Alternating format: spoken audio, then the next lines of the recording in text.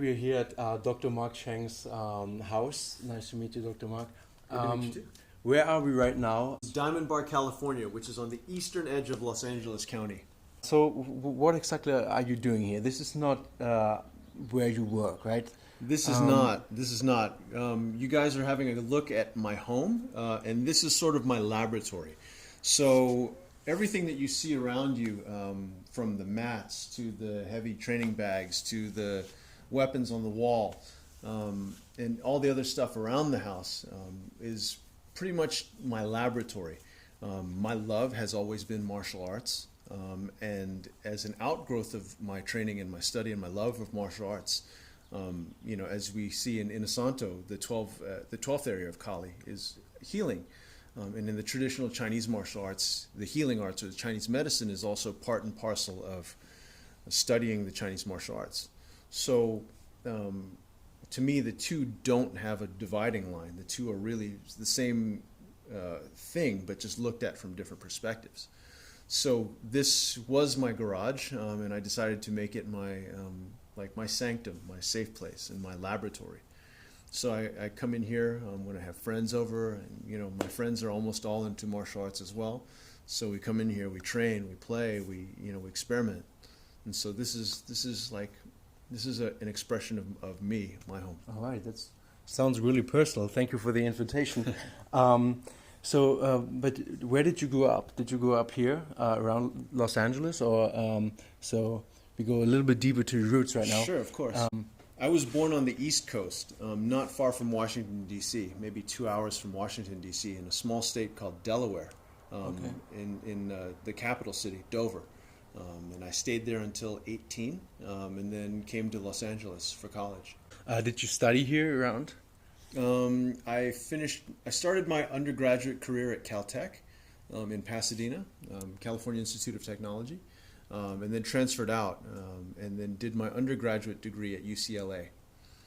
And then from UCLA, I did a master's degree at Emperor's College, which was specializing in Chinese medicine. And then finally, my doctorate at American Liberty University. How does martial arts actually really help you to accomplish your daily work? I think how we use martial arts is what's important.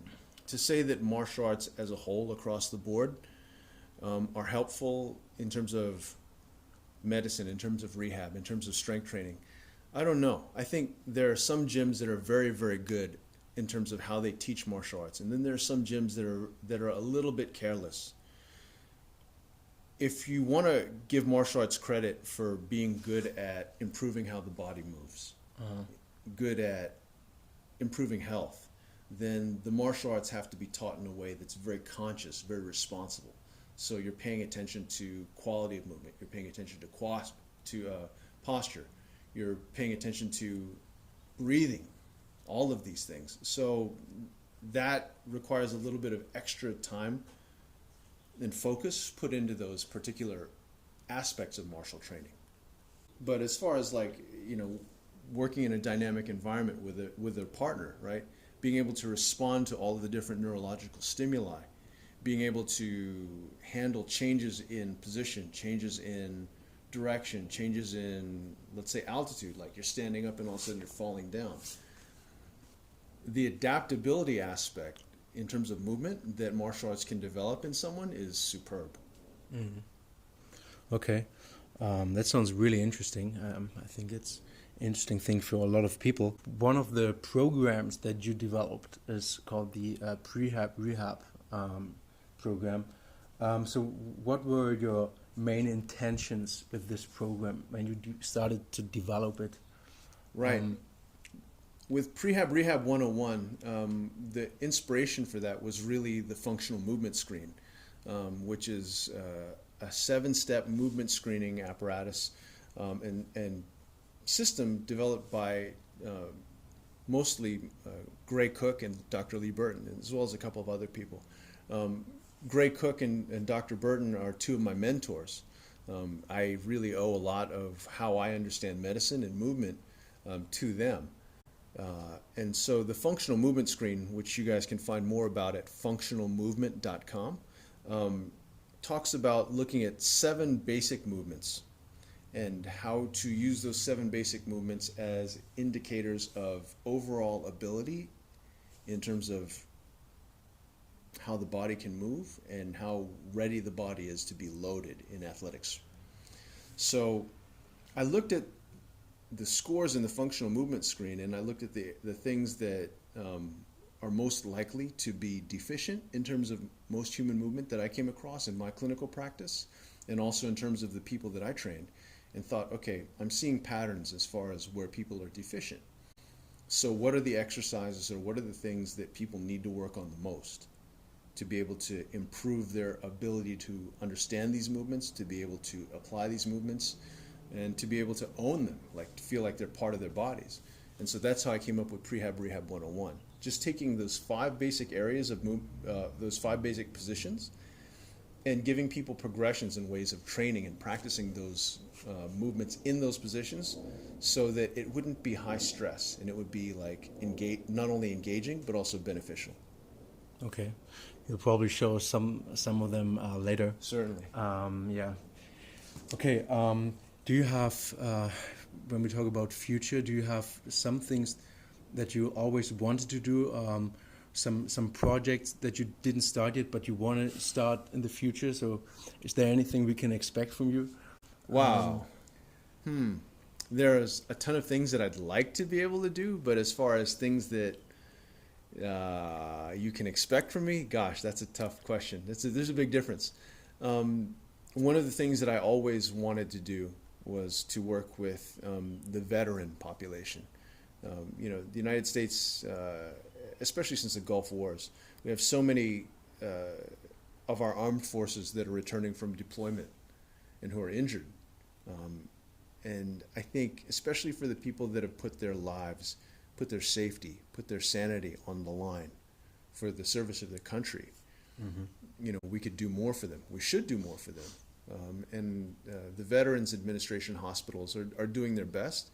But I always thought, for myself and for a pet project of mine, one of the things I'd love to do was to be able to oversee a rehabilitation kind of clinic, a place or an institute, a standalone institute where I could take people that are coming back in, put them through these movement practices, get them feeling better, get them retrained, and then put them back out into society where they could take those same practices, take those same progressions, and then use them in the service of their local communities.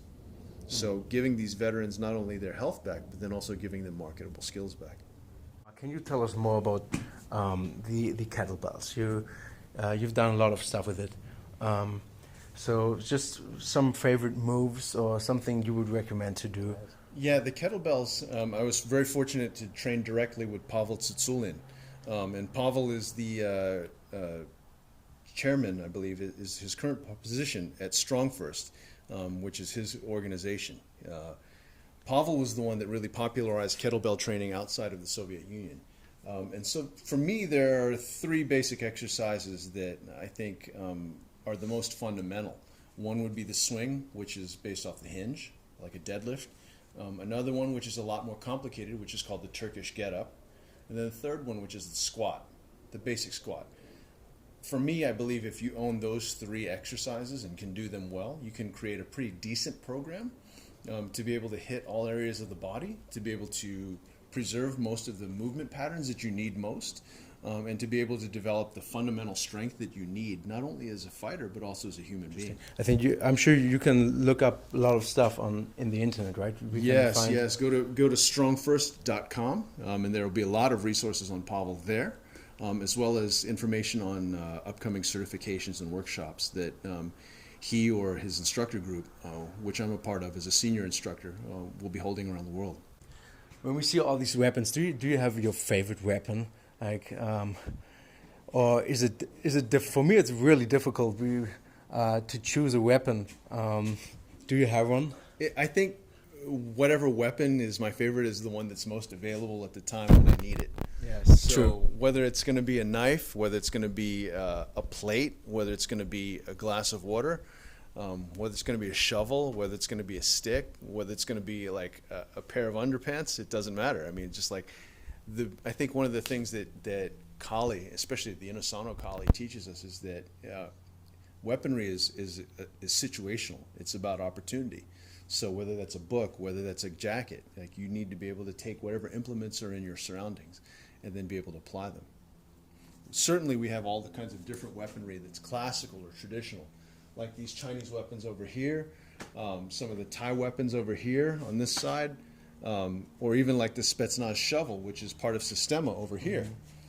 We have all of these different things, but really the weapons training that we do oftentimes really teaches us to just be able to use different kinds of implements that occur in our environment and be able to use them in a different way. So can you show us like an interesting weapon that we don't see like every day? We've done a lot of short stick fighting, knife fighting.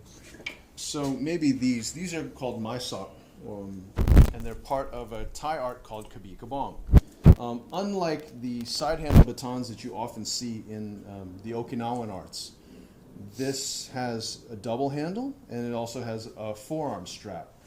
Now the forearm strap is such that it prevents you from spinning it like you'd see like a lot of the other systems like the police baton or even the Okinawan tonfa that spins. The Thai Maisok is not meant for that. It's actually meant to amplify your punching power and also protect your forearms for close-in blocking. They're usually used in pairs. And they're usually, when you see these weapons used, it's not like they're done standing up boxing like this. Usually the postures are quite low. So if I'm like this, I really only have protection here. It doesn't offer me a whole lot of protection for the rest of my body unless my arms are really fast or my hands are really fast. But the moment I drop my body down like this, suddenly the profile that's exposed is much less. And my legs are loaded to be able to explode forward. Okay. So the other thing with this is that, like, as far as for close-in punching, as far as for blocking, as far as for elbowing, it really melds itself in well with Muay Thai. So you can imagine from here, like, not only the boxing, but also the elbowing from here from Muay Thai. And then certainly you have this as well for amplification of strikes, also hooking. So these are some weapons that you don't really see that often. They're quite rare. But for those of you guys that have seen any of the Tony Jaa movies like Ong Bak, you will be very familiar with these. Yeah, I think we both have a lot of love to the stick, especially to the. I love the single stick, just basic single short weapon. Yes. Okay, so what are we going to do right now? Most of martial arts training is really at the fundamental levels, and certainly with safety in mind, is a conversation, right? Like, so just like a conversation between you and I, like you finish your question, I give you an answer, and then maybe I give you a question, you give me an answer. So we understand each other better. Certainly in training, like as we fight or as we're working with training and sparring, it's question and answer as well, right? Like you throw an attack and I better have an answer, and then I throw a question and then you give me an answer. And the more that goes on, the more both of us get repetitions. And as we both increase our number of repetitions under time or through time, we both build skill. So what we're doing with this particular drill, Sombrata, this 3-count Sombrata, is we're trying to give each other as many repetitions as we can with working with the challenges of the basic lines. So what we're going to do is you're going to pose a question in the form of an attack. I'm going to practice a particular defense and then try and issue an attack myself. But we're going to go nice and slow at the beginning so that we not only familiarize ourselves with the lines, but we also build confidence and competence. So we want to build the competence in terms of the effectiveness of our attack or defense, but we also want to be able to be confident in that we're doing it right. So the beginning question is this, right? This is the question that's starting. Giannis is going to feed me an overhead strike to the head. And that's very primal, very simple, very if you look at how a lot of fights start, it's just that kind of feeling coming right at you. So as he's feeding that initial line, if I don't defend, the conversation is over. Then it's a dictation, not a conversation. But as he feeds that line, if I defend here, put my stick up in a diagonal downward tip, and I clear this away, this structure here in this line is called a roof. So I'm going to let the force come down off the roof like rain would off a regular roof. So here, and now I'm also going to take my free hand and check his hand away. That now opens up this area here for me to then counter with another question. And he's going to do what's called an inside deflection. Okay, so from here, he starts again, beat number 1 with the overhead, roof, and then he does a deflection as I try and hit that diagonal towards his face. If he doesn't defend, this is going to be the line. I'm going to come in here and it's going to be really hitting towards his temple, could be towards the jaw joint, could be towards the neck, anywhere in that line. So again, beat 1, I roof, then he does the deflection, and then the next thing is he's going to counter again, and the undefended line is going to be towards my ribs. So that backhand cut to the ribs, ow. And so as I feed this, I now need to be able to defend. And the first defense, the most simple defense, is what's called a drop stick. So I'm going to drop my stick here, slide out of the way, and also check with the hand. Now, the reason why the checking hand is super important is if I just go like this, but I don't stop, and I don't continuously monitor that hand, I still get hit. So that defense would be pretty useless if I go like that, and then I still get hit. So I need to be able to keep checking here so that he knows if he continues to go forward, it'll be out, but then look where I am. So now I own the center line. This is a problem for him. So those 3 beats are going to form that fundamental drill. So he feeds the overhead, I roof, I feed the diagonal downward, and then I drop stick. And now I feed him with that overhead now. So now he becomes the defender off of that first beat, and he gets to familiarize himself with that line. With the roof, now I do the deflection, and now he gets the drop stick. And so that's the basic sombrado. And then as we go a little bit faster, please.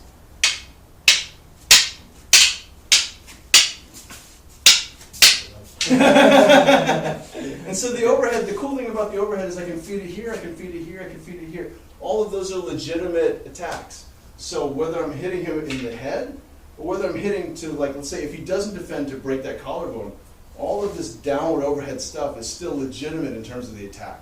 And so either way, he's still getting familiarization with that line. We talked about Tai Chi. Yes. And you mentioned it as a martial art, but is it really a martial art? Because it still has the word martial in it, and we still see a lot of people doing it, like in the parks, and just see them doing that. Sure, and you see people doing like yes. pretty moves, and you're like, oh, it's like looks very slow and graceful and very dance-like. But you know, how could something like, let's say, a move that looks like this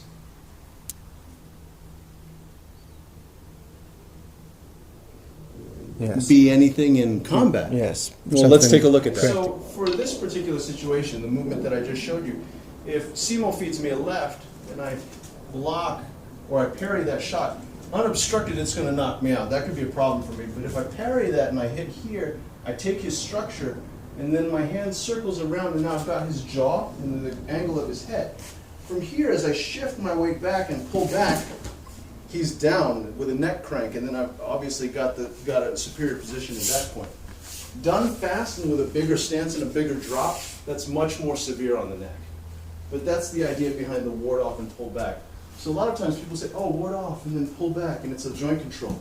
Maybe you could do that. But then from a closer range, it becomes this, and it's a totally different application. And certainly when you put that kind of torque on someone's neck, that's definitely self-defense. All right, thank you a lot to Dr. Mark Cheng. If you have any questions, you can check out his website, definitely. You'll get a lot more information about him. Thank you a lot, Doctor. It's been my great pleasure to spend time with you. It was my pleasure. Thank you. Thank you.